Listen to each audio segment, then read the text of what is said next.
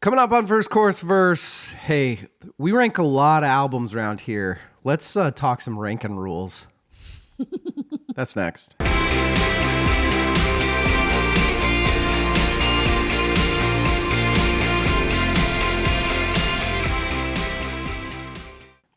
It kind of sounds like a show or something. Ranking rules. Ranking rules. I like it. Yeah. It's like the Finna Files or like a real world challenge. Yeah. I got nothing. That's fine. Welcome to episode 170 of Verse Course Verse. I am DL. With me, and I already lost my notes. You can just look at my face. I was going to call you.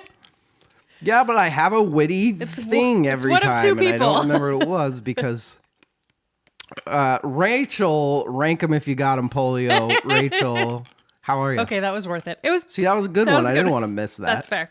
I'm good. I'm getting all sugared up and ready to talk about ranking. Are you a donut in the morning person? I am not even a breakfast person, but for some reason this morning when I was buying alcohol at Albertsons at 8:30 in the morning, I felt the need to buy an additional thing with it so I didn't look too glaring of an alcoholic. And so I bought some maple donuts. So I've eaten a maple donut. So you go maple bar, huh? Yeah. That is the only donut there is. Surprises me. It surprises me that you seem more of a chocolate donut type. Maple. I don't really, they're fine. If there's nothing else, I'll eat a chocolate donut. But maple bar. I mean, you went to Albies? Yeah. Albertsons? Yeah, donuts there are not. They're fine. That's not great. They're fine. There's a place in town called Duck Donuts, which is fabulous. And you can like make your own donuts. Like pick what you want, like the frosting and the toppings or whatever. But ever since COVID, whatever oil they fry them in, like that's all that I can taste. And so really cheaper donuts are the way to go because they're not like freshly fried or whatever. So they're good for me. I've been laid out all week. I've been sicker than I feel like I've ever been sick. I keep testing negative for COVID, but I did like have my first actual food last night, and I could like barely taste it. Ugh. So I'm worried. I'm very paranoid that that's going to be a thing. But you know what? I'm having like one of my drinks, spoilers, this morning is tea, and it tastes just fine. But you can taste the tea. So whatever kind it is. I think like it's apple cinnamon, and I definitely taste apple. Here's the thing though. You really need to have somebody help you with a blind taste test because there's a lot of things that I think I can taste, but it's my brain telling me, you know what that tastes like. This is what this tastes like. That's what I'm worried about. Because last night I had like 2 bites of a burger, and I was like, I can't taste any of this at all. Like, it's a waste of a burger. I'm sorry. It sure was. But that's okay. We're not here for a bunch of negative vibes. Positive vibes only, right, Rachel? Right. Hey, why are we doing this so fucking early today, Rachel? Because my husband is tearing up the basement floor, and I thought the noise might impede my recording abilities. So. What are we doing that for? Because my house is going on 100 years old. It was built in 1930. And sometimes when there's a flash flood, which there was last year for a day, it just flooded the basement and ruined the floor. And so we ripped up. Oh, man. It's Pergo, that fake hardwood stuff. And it just, ruined half of the floor down in the basement. And so we ripped it up before the wedding and then just haven't had time to rip the rest of it up. So we're in the process of renovating the downstairs. He did can lights the other day and took out popcorn ceiling, which is disgusting in the first place. And now him and his dad and brother are going to rip up the floor and we'll put a nice new floor in there. So. Wow. Yeah. Well, that sounds like a fun weekend. Yeah, but also I wanted to drink at 10 a.m. So there's that. And I wanted you, who's been sick all week, to drink at 9 a.m. Well, here we go, ladies and gentlemen. All right, so it is Rachel and I's first. Here's where you're wrong of the year. Rachel, can you explain what you think that we're trying to talk about today? That's a great question, David. Thanks. So we've been going over the top 500 albums according to Rolling Stone. They put out this list. Yes. They put out 4 iterations of it, I believe, since the early 2000s. The most recent one was just last year, 2023. They've revised it a little bit. And then just like a month ago, they came out with like 8. They added like 8 new ones, which I haven't even. I like glanced at them. I thought it was a joke, and haven't really looked at it since. Oh, we'll talk about that. We will talk about that. They did something that pissed me off so bad with that, and to me proves that they don't give 2 fucks about these rankings. Anyway, keep going. Sorry. So we've been going through a word about. We just published 420. Carrie came out with. That's funny. With that one, which was something. Earth, Wind, and Fire. That's right. You shine a star, no matter who you are. That album rules. Lucky. So she did that one. We're 80-ish. You did Argular, which also that rules. You got to do MAI. MAI. You're still sick. MAI. My knowledge is missing in action. Currently. We've both got to do. This is a decent list, which we'll talk about how we feel about the cumulative list. But we've been just talking about whether or not these things belong on the list, how good the album actually is. Yeah. And so today we're going to revisit that. It's very hard when you get into ranking albums, figuring out how you're going to do it because of a lot of different reasons. And trying to make sense of somebody else's 500 greatest albums list like we're doing with Rolling Stone just leads to, I swear it leads me to a brand new question with every single album that gets on the thing. It's like, wait, so why are we counting this versus this versus this? It doesn't make any sense. And that's what we've come to talk about. I don't think this is going to be too much of an arguey one. It seems like when I edit yours, you seem to be in a pretty similar field of me of things like live albums and greatest hits albums and stuff like that. Yeah, well, we definitely have. There are albums that I like more than you, but the type of album, live, anthologies. I more mean the rules. I think this Here's Why You're Wrong is more us arguing with Rolling Stone than with each other. I think it's us pairing up and then fighting them. Yes. Make it make sense to us, Rolling Stone. Make it make sense.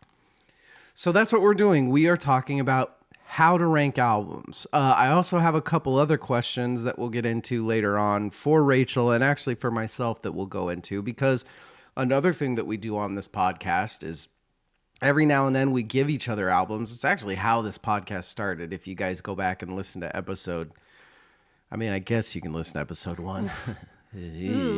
That's the bad pancake. Well, you can't say that. You weren't in here. I was Shut not up. here yet. But a little rough around the edges, we'll say. Maybe 40 minutes too long, but that's okay. Anywho, one of the things that we do is we rank albums. Is we talk about an album and then we rank it. Everybody actually does it 1 through 10 now. It didn't used to be that. They do now. Everybody wants to be like me. That's okay. But we're going to talk a little bit about how we base our rankings and what we think constitutes a perfect album. Does the perfect album exist?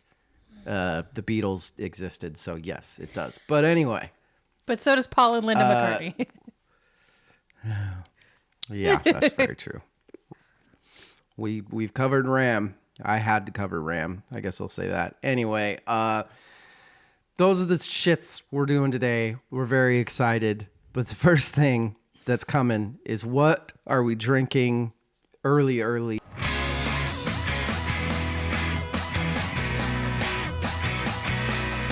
Rachel, you're about to. So, are you going to partake in this floor pulling outie? And no. So here's another fun rewind into how I'm feeling this week. I went to the doctor because I have not been. My shoulder's been kind of messed up for a while, and I've been ignoring it. Oh yeah, you're on the roids. And working out on top of it. So I got a cortisone shot. I have a torn labrum and calcific tendinosis. So I have like a little bit of calcium just like floating around my clavicle area. So I've been going to physical.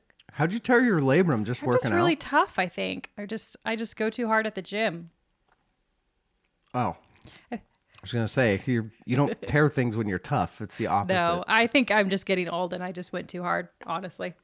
But I've been going to PT, and I'm not really supposed to do a ton. He actually told me to stop working out and stop doing things with my arm besides the exercise that he's given me. So I will not be partaking, unfortunately.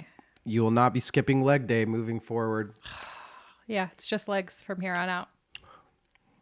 So no, I'm gonna get wasted. Let's do this.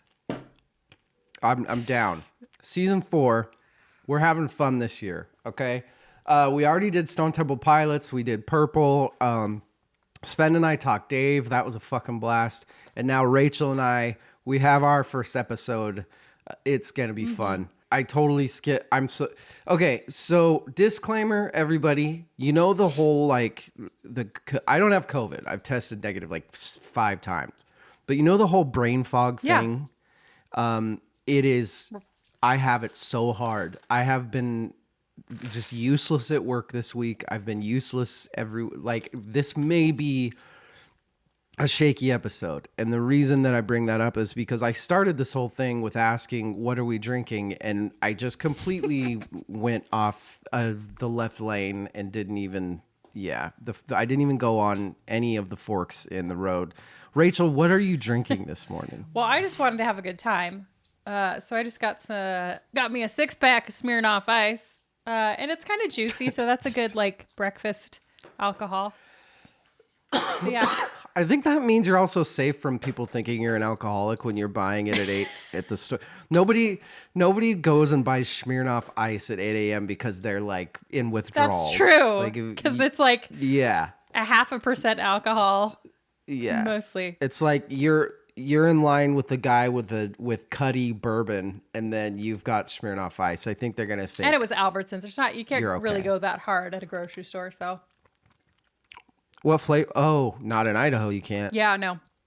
No just liquor raspberry. in Idaho stores. I'm a traditionalist. How is that traditional? There's like original, and there's raspberry, and then there's fancy flavors. Well, you just said you're a traditionalist. You didn't buy traditional. Well, it's like the second iteration of Smirnoff Ice. It's an early one. Second edition. Is it good? It doesn't look that cold. Is it cold? Yeah, it was in the fridge. In the fridge area, and then in my fridge All right. for an hour and a bit. Well, how does it not look cold? I told you I've been sick, so I got to keep it super healthy.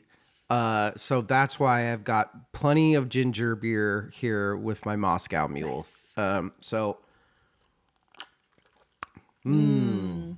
Tastes like I'm getting it sick again. You look great. I can't. Hey, thanks. It tastes like water to me. I don't know. I'm sure it's fine. I'm sure it'll get me there. Hey, we got a lot to go over today. We'll take a break. Rachel will take her dog out. We'll be right back. What dog? She just wanted some maple bar. Your dog. She put her little head up here and was like, No, I won't give her that. I'm a good mom. I'm a good dog mom. Don't do it.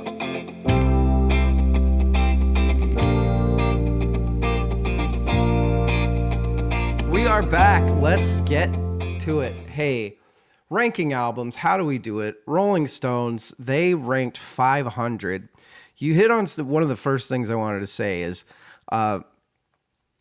isn't it really, really hard to fuck up? Like, okay, you come up with an album, you come up with a list that's 500 greatest albums of all time. Like, it's almost impossible to fuck that up, right? That's so many albums. Fuck it up in what sense? you would think that, okay, let's say that I as a person think that there's 50 perfect albums out there, Sure. and there's like 250 just insane, amazing albums. Odds are most of them are going to be on that list. Right. So like, it's got to be, you know what I mean? Like 500 greatest albums, you look at it and it's Paul Simon and it's Marvin Right. Gaye. And it's like, well, yeah, okay. So there you go. And yet somehow we're constantly left feeling like the list is terrible. I mean, maybe it's because they had to grab so many. And like you just said, I have 50, then I have 250. That's only 300. So 200 of these maybe are just filler of like, that was a decent album, or this guy liked this one. Because this list, which I didn't know until researching, was put together by a good handful of people. It wasn't like a couple editors. It was a large group of people. It was. So why don't you touch on that now? I'm glad you mentioned that, because that was one of the things that I wanted to talk about, was how this list came to be, because this is not just a couple of Rolling Stone editors saying, here are the 500 greatest albums of all time. Right. So it's about like, I didn't count 30-ish people at Rolling Stone that seemed to put the list together, at least the most recent list.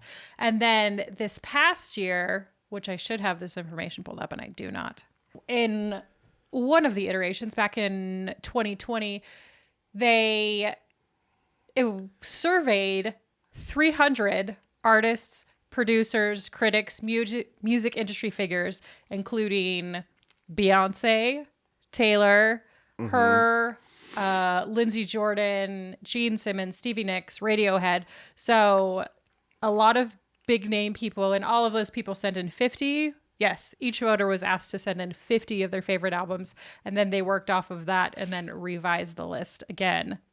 So lots of people have had their hand in this. Yeah. This isn't one editor at Rolling Stone. This isn't a couple editors. This is a good number of people that have put this together.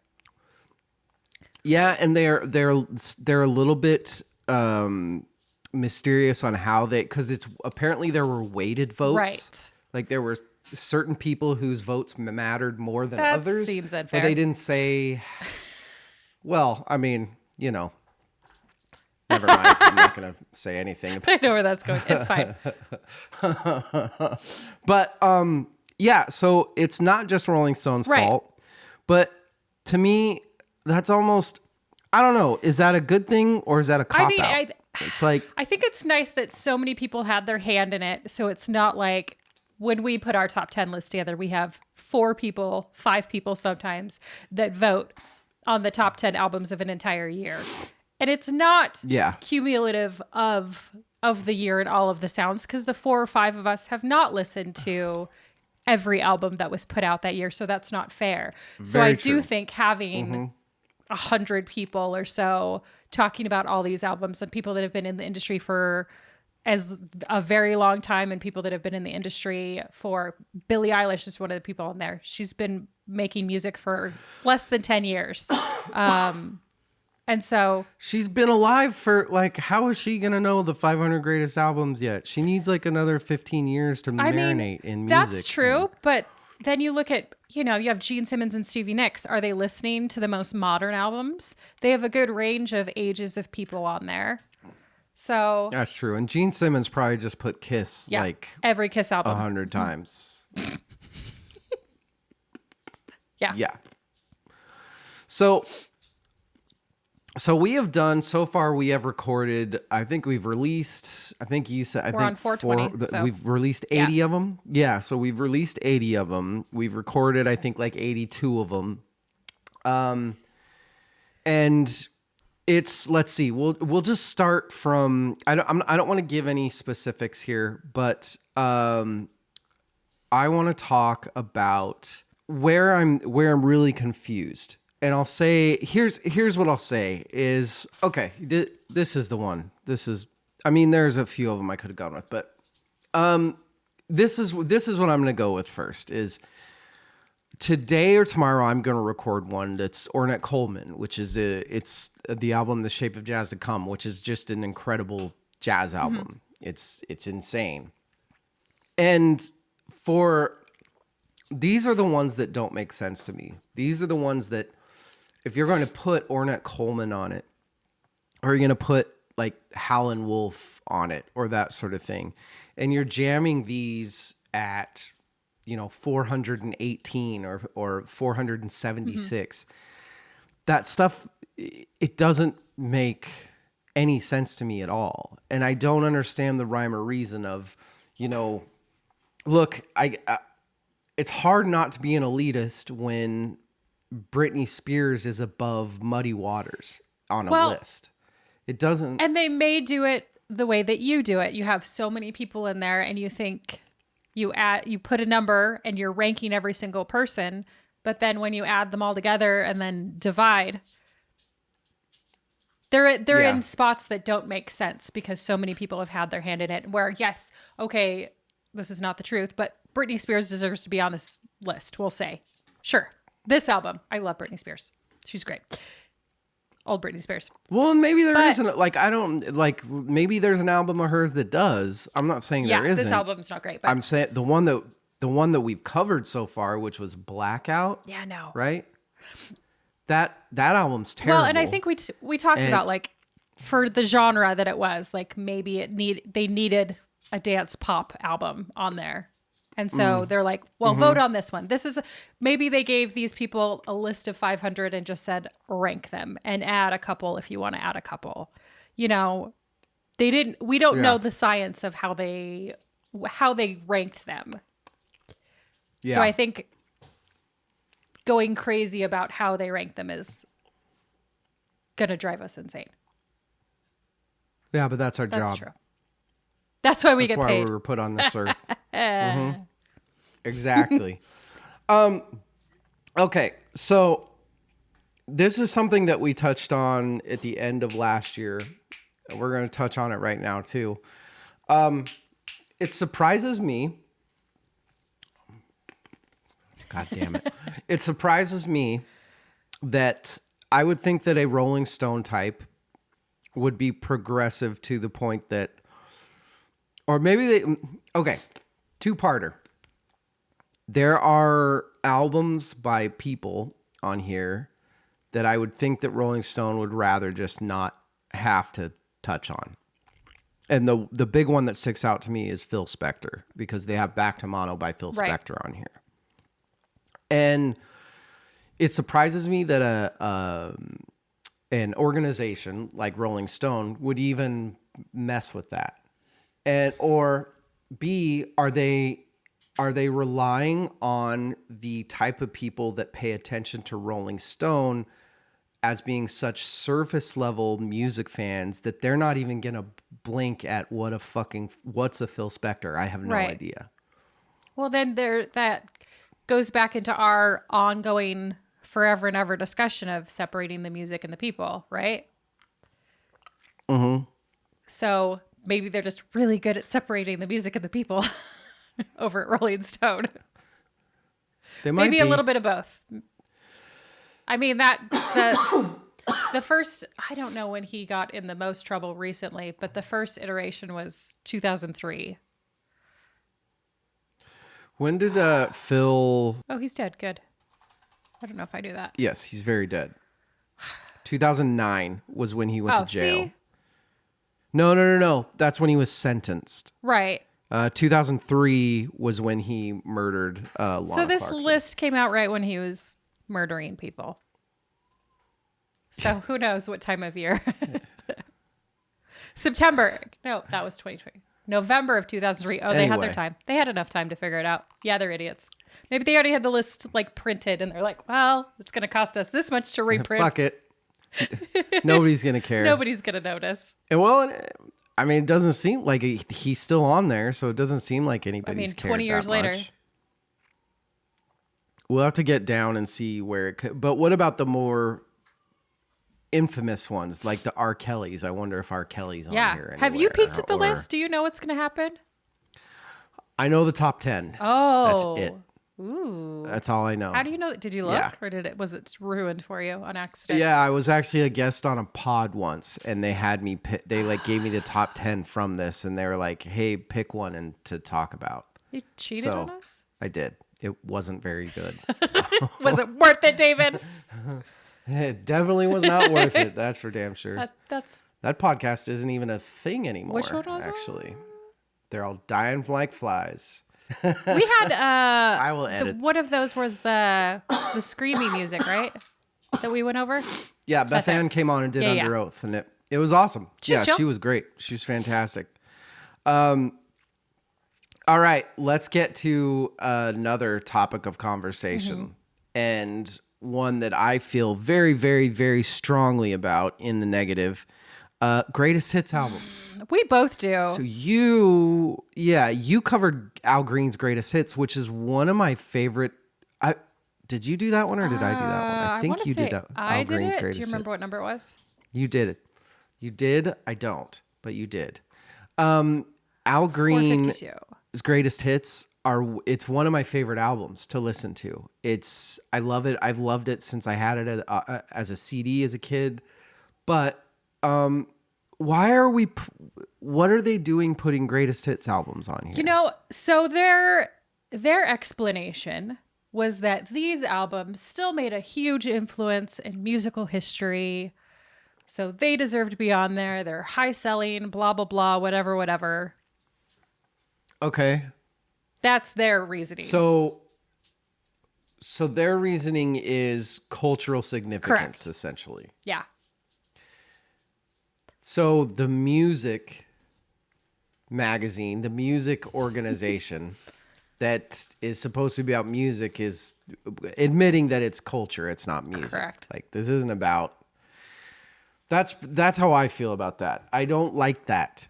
That pisses me off, especially when you have like an Al Green, for example, who Al Green has come out with good albums. Like you don't need to have his greatest hits on here. And I don't understand that. I don't understand, here's the other end of the coin on that is you do have bands that came out before the 60s. You do have like Muddy Waters Anthology. You have like we talked about Howlin' Wolf. All of these, the Ronettes. These are all compilations of shit that they've recorded over 10, 12 years because there weren't full albums back then that people came out with. So I've kind of over the past year, I've grown a lot more lenient on that. Of like pre-69. No, not 69. Pre-63-ish. I don't know. What are your thoughts on those? Well, then you ones? have Diana Ross and the Supremes, right? 1974, the anthology. And that had, 30 fucking songs on it? Which is just insanity. Yeah. That's not an album. It says anthology. That's a greatest hits album. And then they added and added and added every time they re-released it with more songs. And it seems very unfair to Britney Spears, who put together an album with a normal amount of songs on it, and we're judging those two up against each other. I think that's really, it's cheating in two ways. It's cheating because it's the best you've ever done on one album. And two, you're holding it up against other people who put together an album a normal way. So that's not their best work. I very much agree with that. It's like coming out with a list of the greatest 250 books of all time and having Encyclopedia Britannica on it. That's a good book, though. It doesn't... It really is. Man, I remember my grandparents had the volumes, like the massive volumes of... Like, you remember before Wikipedia and for school, you'd have to study. You'd open a book out of books. Yeah, that was some weird shit. Those were really good though. But I completely agree. And the whole I forgot about that. Yeah, the Diana Ross one is a really good example because there's so many tracks on it. And when they were making that album, they just kept adding tracks. It wasn't even there is no let's go in the studio, let's make this album. It's just a record company saying, hey, we should add these 7 tracks, and then we haven't released it yet, so we should add these 4 more tracks. I don't understand how an organization knowing the history like that can throw an album on there. Yeah. And what makes it even worse is, what was that? Like 460 or something like that? 252 or sorry, 452. My bad. It can't be 252. And I say 452. I had, I don't think it's 452 anymore. I think that's the version that we have that came out before the 2023 iteration. But the bottom line is you are, as an organization, you are saying that we are putting a compilation of Diana Ross and the Supremes' best work on here, and it's 452. Like, I mean, that doesn't make any, you can't fucking do that. That's a good point too. It's pretty down in the dumps for what a good album it is, because it is the cream of the crop for Diana Ross. Diana Ross doesn't need to be at 450. That's ridiculous. That is insane. Yeah. It doesn't make any sense. It doesn't. Here's another interesting one, and this one I don't have a good answer to, but there are a couple albums that, like late 500, there's the Indestructible Beat of Soweto. There's King Sunny Addy has the Classic Years album on here. So another thing that Rolling Stone did is they took a lot of international music. They took a lot of, we need our Manny Chow. We need our European representation here, where we need a South African, you know what I mean? And all of those albums are greatest hits. And to me, that is borderline insulting of it. It feels like the Rolling Stone just said, hey, we got to represent other world music and throw it on here. That's my thoughts on that. Yeah, no, and I think the same way that it's insulting to have Diana Ross placed there, it's insulting to have a compilation album to be like, there's no album that you've done on your own that's good enough, so let's grab your greatest hits, let's grab your compilation, let's grab your anthology, and let's put those in there because we need to fill in our African music slot and our world music slot. And it's unfair, and it's not a good representation of their music at all. It's lame. But I do think, Phil, like I said, when we talked about a couple different kinds of albums, they just felt like they needed to fill each genre of music, and they just put one in there to put one in there. And I think that they handed this list to people and said, these are your options, just rank them. Instead of saying, go listen to all these albums and then. Oh, I wonder if they did that. Well, that's what. Is that so? So you think that they might have said, like, hey, we've got 100%. Okay, interesting. I don't think Blackout should be on this list at all. It's not a good album, but it's a dance, pop, electro, whatever album. And if that wasn't on there, at least as far as we've gone down in 80 albums, there's nothing that compares in that genre to that genre of music. So that genre of music would just be left out entirely at this point. But do you see it being possible that if Rolling Stone did poll a bunch of new age, like, let's say younger, actually maybe not, but like a Taylor Swift, for example, do you think that growing up, like a Blackout might have been influential for her, or might have maybe people of that age or artists? Sure, or maybe. You do, like I said, we did have Billie Eilish was one of the people that helped vote on this, so that's an album that she could have listened to when she was younger, so it could have had an influence on her. That's a good point, very much. Another big thing that's become huge, that this is transferring more from, look, we've talked a lot about the Rolling Stone stuff. We're agreeing too much, so we're not. Yeah. Sorry, let's fight. Yeah, this is being weird. I have a feeling we're gonna agree on this too, so I don't know. Right now, since vinyl has become the it thing again, like it is official after, I think, last year's, the third year of just crazy exponential growth, that now the big thing is to come out with re-editions. And what they're doing, for example, yesterday or 2 days ago, Jar of Flies by Alice in Chains 30th year anniversary release. They come out with a $250 something box set. Yeah. You know, look at all this amazing art and this pretty stuff. Sells out in 7 minutes. Did you get one? No, I'm not, because I hate that shit. I'm not spending $250 on a fucking reissue. Like, I'll buy the reissue of the vinyl when it comes out in March. That's great, but this whole thing, they've done it to the Beatles. You know, they like the Revolver box set and all this shit. Why are all of us spending so much fucking money on these goddamn reissues? No, I think what I think is messed up is I'm back and forth about the reissues. Like, if you want to waste your money on $250 because the packaging's pretty and you get a little extra something, it's whatever. I'm not your mom. I can't tell you what to do with your life. When it becomes unfair is when that's the way to get the album, and that is the only way to get the album. And there's not a separate just the album coming out at some point. That's Absolution.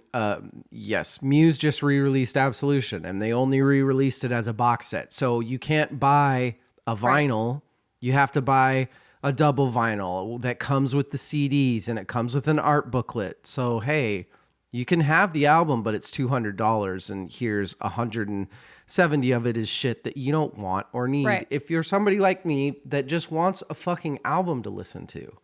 What just goes against, like, music should be accessible to everyone. It's very unfair to have only people that can just drop a couple $100 at a time to buy your album, to be able to listen to your album, especially when it's reissues and maybe it's not on Spotify and maybe it's not available another way unless your dad had an album, you know, back in the 60s, 70s or whatever. But Bellamy, you're out of touch. It's official. You're officially out of touch. You married Kate. Was he married to Kate Hudson? I think so. That sounds right. Yeah. I think they're divorced. Probably. But nothing lasts forever. You changed, man. All these special editions, these reissues, I don't get it. Some of you that listen to this must love those and buy those and stuff, and I just want to know why.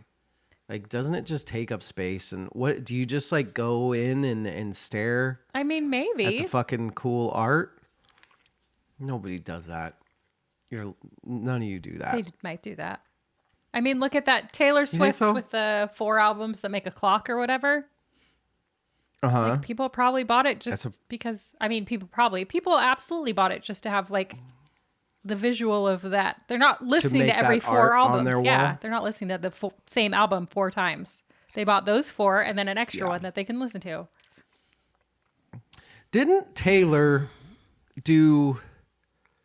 Didn't she add something different on each version though, so people would have to buy it? No. I don't think on the clock one. There was like the Midnights came out, and then there was the 3 a.m. version, which had extra songs on it. I think there's only 2 different. Taylor's sneaky ass kept doing. What she kept doing is she kept saying she would come out with something on Instagram and be like, hey, this edition of this is coming out and it's only going to be around for 2 days. So you have to buy it. And then right after, a day later, hey, this version of this is coming out. So, you're all terrible, terrible people for doing these things to people. And, I won't pick on Taylor Swift. I'll pick on Muse, because Absolution, I know what's going to happen is they're going to come out with a reissue. See, Absolution is an album that I don't have. It's one of my favorite albums of all time. So do I really, really want to buy that box set that's $200 or whatever? Yeah, I do, but I'm not going to fucking do that. And, it's not nice. Some would say it's mean like, you guys have millions of dollars, man. You don't need to do that. Maybe they need more planes. What did you just say? Need more planes. More planes. Yeah, they probably do. The one thing that I have come around on, that I have kind of changed on, particularly on the Rolling Stone thing, is live albums. I feel like there's something to be said for a real, legit, amazing, well thought out, well produced live album. I don't think you've had a live album to talk on Rolling Stone yet, have you? What are your thoughts on live albums? A lot of the time, I feel like, at least in modern times, a lot of the albums that are shoved out today are so overproduced and so, okay, let's take another take. Let's do another take until it's perfect. And I want it to be beautiful. And I want it to be the most amazing thing that has ever been, just shiny, perfect, no flaws whatsoever. When you have a live album, when you have an artist in front of you singing, it's who they actually are and how they can actually perform. Yeah. And there's really something to be said about that. One of the ones that I did go over was Sheryl Crow. And I talked about the first take of when she says, if it makes you happy, her voice cracks on the first chorus. And it's amazing. And then you don't see it again. But when you have those moments in the song, it's really what makes your skin, makes your hair stand up and makes you go, oh my gosh, that is a talent. That is an amazing, amazing person. And I don't feel like I get that very much with albums these days, with modern albums. When I see Billie Eilish perform or somebody amazing doing vocals, I'm like, oh God, that is great. But when I listen to her album, I'm like, it's really good. It is really, really good. And she's very talented. But it's the rawness that I really, really love in music. And so if it's a good live album, I think it's okay for that one to count. I don't think it's, and it's kind of the antithesis of the greatest hits, right? Because it's not like they're having multiple takes on a song. It's not their absolute best work. It's what they can do in the moment. Moment. Yeah. I agree. And I come around. So there it is. But well put. We'll leave it at that. Hey, we got a lot more to get to. We need to talk about ranking albums and some other shit like that. We'll take a break. We'll be right back.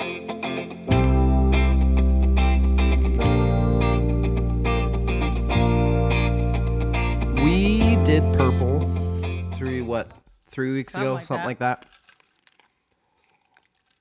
That was your first official 10 out of 10. Yeah. I've changed my ways. Crazy.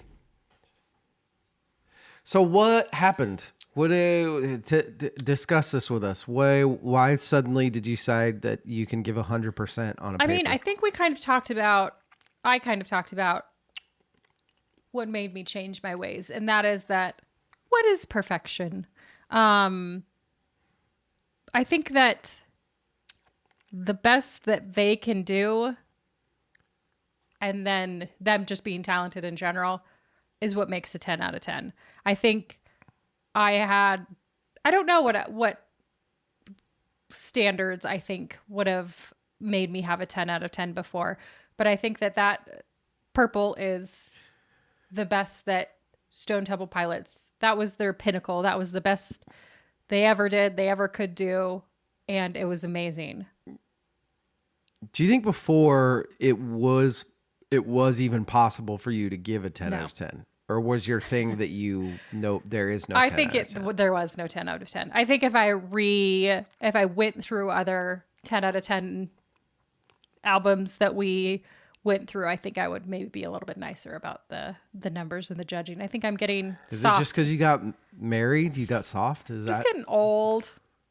I'm just like, let the kids have their time. Here's a 10. Commercials and I cry at all the commercials. Yeah. Do you? No. You probably do. You don't know me. Yeah. So I think the biggest thing for a perfect 10 out of 10 for me is that they have to do one of two things. They have to either be the peak of a genre, like they have to be a perfected genre, or they have to be completely pioneering something. Those are so if they're not pioneering something, that's like the quickest way to a 10 out of 10 for me, then they have to be perfecting what was once pioneered, essentially. Those are my two things. But I think there's also, and I think Purple's one of them, which Purple, I think, might be the highest ever. No, actually, Mesmerize was, well, yeah, it'd be a tie because Evil and I gave Mesmerize a 10 out of 10. You gave it a 9 out of 10. Purple, Evil, and you gave 10 out of 10. I gave it a 9 out of 10, but I was kind of just being a monster. Pain in the ass. Yeah. But the thing about Purple is I think that it's greater than this. Well, no, not greater. Kind of the opposite. Like, there are 4 to 5 songs that are so phenomenal on it that are 14 out of 10 songs that it makes up for the math on the fact that there are, See? So it makes, so there's a couple of like 8 out of 10 songs on there, sure. But, you know, you have Vaseline, you have Interstate Love Song, you have Army Ants, and these songs are like more than 10 out of 10s that, you know? I know. I was there. So here's another question for you then, Rachel. I'm going to read you off albums that are on our 10 out of 10 so far.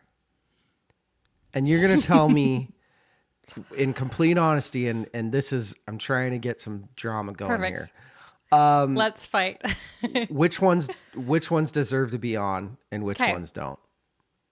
All right. Let's start. No, I'm not going to start there. Let's start with Ziggy Stardust and the Spiders from Mars by the David Bowie. To be fair, I haven't listened to that all the way through. I don't think it's fair for me to judge that either way. Who the fuck are you? Sorry, I'm a new hire. You should probably not be on a music podcast. There's a lot of music to listen to, David. Can I just tell you, as soon as humanly possible, please go listen to that album. Writing it down right now. It's, oh my God, Rachel. You just got to trust me on some things. On some things. Alice in Chains, Dirt. 1 million out of 10. I don't know what I gave it the first time, but 10 out of 9 out of fucking 10. Yeah. Okay, good. I had a feeling.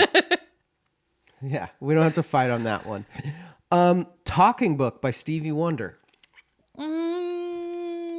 I'd say at least a 9 out of 10. So, but not Mad It's on the Wall. No, not at all. No. Okay. System of a Down, Mesmerize. 10 probably. That was so good. So far, so good, but this is when it's going to start getting interesting. Gorillaz' self-titled debut album. No, it's high up there. It's out of 10. What is it about the Gorillaz you just don't like? I don't know. Is it, I want you to be honest with me, is it because David Almar talks shit about Taylor Swift? Did he? I'll kill him. No. I didn't know that. It really but no, isn't? I just, no, it's just, it doesn't get me there. I don't know. That's so surprising. There are some albums. Rachel has at least twice a year where she surprises me. At least. One way or the other. A good example last year was I gave her a Billy Talent album, and I thought I was giving her full ammo to just be like, what the fuck are you thinking? That was awesome. But she loved it. And then there are albums like Gorillaz where I'm like, oh my God, she's gonna Rachel's love it. just going to be like jamming to this all day. And we get there and she's like, what the fuck? It's not what the fuck. It's just not 10. 10 out of 10 for me. Okay, this one you may have never listened to him, but Big Black Delta's Big Black Delta. Yeah, nope. I haven't listened to that all the way. No idea. I have listened to some of it, but okay, not enough to judge it. Okay. Also on our top 10 wall, and you see me looking over here. I'll show you. I literally have a wall of these. Crash Test Dummies, God Shuffled His Feet. Not a fan. Do you not like Crash Test Dummies at all? They're fine. I don't not like them. It's not something I'd turn off, but it's not something I'd turn on. So you're one of those fuckers that's like, yeah, they had the you're one of those fuckers. No, I don't think. Yeah. I don't think that song is a great example of who they are as artists. Okay, good. We can still be friends then. Miseducation of Lauryn Hill. Very high up. 9 or 10. What is your fucking beef with Miseducation of? What is your beef with I have Lauryn no beef Hill? with Lauryn Hill. I think she's fabulous. I loved her in Sister Act. Lauryn Hill, is that what it is? Because she was in Sister Act? That's your problem? She was way too good for Sister Act. Lauryn Hill tends to be your go-to with... You've done it twice where you've compared... I think Amy Winehouse was the first one where you're like, it's better than fucking Lauryn Hill. It is better than Lauryn Hill. Don't shake your head at me. Here's the thing. There are a handful of people, and I know Lauryn Hill was young when she came around, but it's just, you have Amy Winehouse, you have Fiona Apple, you have so much talent and so much maturity in such a tiny little body. And so when you're lining those up for me, there's people that are just going to be above Lauryn Hill. I am not, there's no way that I am denying Lauryn Hill is insanely talented. She's so, so good. But in my heart, there's other people that are just slightly above her. That's insane. It's not insane. You're insane. A Phototroph by Moontooth. I don't know that Have you even listened to that? I don't know that I've listened to it enough to really judge it, though. So I'm going to pass on that one. And then the last one, the most fun one. Here's the one we can... Peter Gabriel is so... I like that you saved it for last. When you said, I'm going to skip... I almost started with when it. you said you were going to skip over it, I was like, no, not a 10 out of 10. Sorry. Rachel, I've got good news. He has a new album out. Oh, shit. He's been working on it for like 30 years. There's 2 versions of it. Go on. So you have 2. Basically 2 Peter Gabriel albums that you get to listen to this year. Do they come in a box set?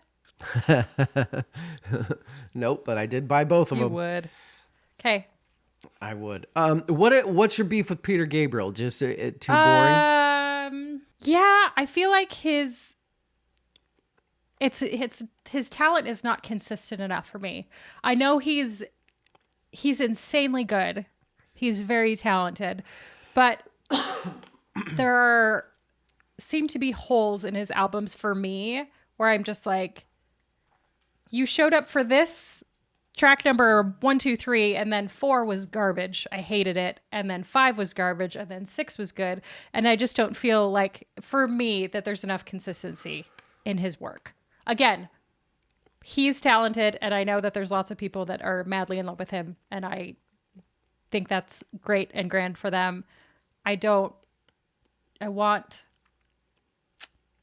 more out of him. And I think that's so unfair to say because I do understand that he's insanely talented, and I am very much insulting you and most of our listeners currently. I don't think Peter Gabriel has the big following a lot of these do. Like, I didn't get as much pushback on. There were a couple 80s childs that were like, dude, what the fuck, Rachel? But sorry, guys. It wasn't as bad as some of the other ones. So moving forward, what can we expect from you as are you still going to be pretty hard giving out 10 out of 10s? Is it going to happen now like fucking wildfire? Where is your 10 out of 10-ness going to lie here moving forward? I mean, I think even just going back on those and revisiting those, I didn't give everybody 10 out of 10. I know that there's really good stuff in there. I think you gave like 3. I think I'm going to be a lot nicer in the past when I've been like 9, 9.5, maybe. I'll be a little bit more lenient of like, no, yes, you deserve an A+. Here you go. Have a 10. I just realized that, you know what surprises me that isn't on our 10 out of 10 wall is Fashion Nugget by Cake. Oh. Nobody gave that a 10 out of 10, huh? Huh. You loved that, didn't you? Yeah, I did love that. How did we didn't really rank Amy or Fiona's stuff, did we? We never did a full on album. Here's a good question. How many 10 out of 10s does Fiona Apple have? I'm going to go with At least 2. just off the top of my head. I was going to say she has Yeah. 2 off the top of my head. But I'm also a much bigger fan of the newer ones than I was once. Also true. So who knows? She might have a few 10 out of 10s. I don't know, man. Love her. Yeah, I'm going to keep... I feel like I'm going to be a little bit harsher. I'm honestly, Let's with just switch 1994, I'm a little worried. Yeah. And I'm a little worried that we're going to end up with like 10 fucking 10 out of 10s this year just because 1994 has so many amazing, Yeah. We could be in trouble. I could run out of room You on did the this wall. yourself. Time to buy a new house. Right? Oh, yeah. What are we going to cover this year? We were going to cover Super Unknown, Downward Spiral, Dookie, No Need to Argue, the Blue Album. Like, there's Stuff. I don't know. We could be in trouble. Do you think do you think listeners like that? Do you think listeners want us to be nicer and I think they do. I think listeners like to hear, okay, here's the thing. You're looking for podcasts, right? You're going through Spotify. You're like, man, I just listened to the Blue Album and I want to hear people talk about the Blue Album. You're not, one of the things that I realized is I was like snooping around other people's podcasts and one of the things that I kept finding was this kind of like why the album you like sucks podcast type thing. And, I can't imagine ever wanting to listen to anything like that. Unless you're like, I hate this album and I want someone to commiserate with. And so they think that. But I'm never going to be like, oh, you know what album I really loved? Let's go listen to somebody shit on it for 40 minutes. Yeah. That's why I feel like this can't be a bad thing if we've become nicer and we get to where we're just saying what really excites us about this specific music, right? It can't be. That's got to be a good thing, I think there's right? a little bit of room for a little healthy debate, though. For sure. We can't just everybody loves it all the time on every album. Nobody wants that either. You want a little bit of I mean, anybody that listens to our when we listen to new music, when we pick the 10 new albums for the quarter. Those are good ones. We're and we're not always aligned. But I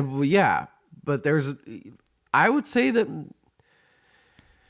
I don't know. Do those tend to be more negative or positive, you think, overall? I think generally more negative. I would say. I think you're right. Because one, it's our first listen to a lot of bands that we've never heard of before. And then if it's not a new band, then it's, oh my God, last Interpol album was so much better than this Interpol album. Or you love Interpol. Not what you gave me. So yeah, I think those ones tend to be a little bit more negative. I think when we're covering 94 and we're listening to Purple, it is the 3000th time we've listened to that album. So Stockholm Syndrome has shown us that the more that we listen to it, the more we're going to like it. Well, everyone, you heard it here first. We're nicer now, but we're not that nice. So don't worry too much about it. Greatest hits, live albums, special editions. What are your guys' thoughts? Let me know. We'll have an open debate. We'll keep talking about this. Last year, Rachel and I did a Here's Where You're Wrong. That was more of a state of vinyl, and we had a couple of vinyl collectors on. I think we're going to do that every year now. I think so. We're going to do that again this year.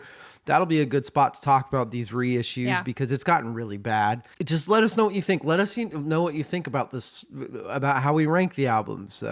When we think albums are 10 out of 10s, what you think of The Wall, what doesn't deserve to be on there and what does. Rachel, you got any closing thoughts for all this rankings of things? Well, I think something just to add on to what you said, tell us what you think. I think it's interesting to understand other people's parameters for when they're what constitutes a 10 out of 10.